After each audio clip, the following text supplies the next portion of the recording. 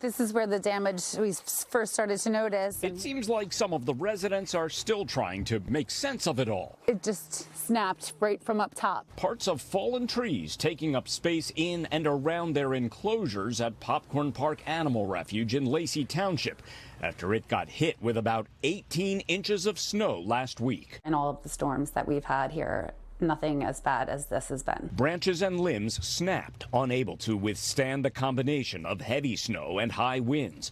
No creatures were hurt, but the storm left this popular sanctuary for more than 200 rescued animals with costly damage and a mess that's kept the refuge closed since the storm.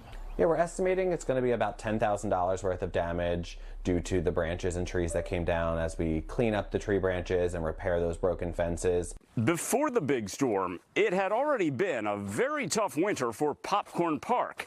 Because of the snow and all that ice we previously had, the refuge was only open for 2 days in all of February. It definitely left a large void for us in our terms of our finances.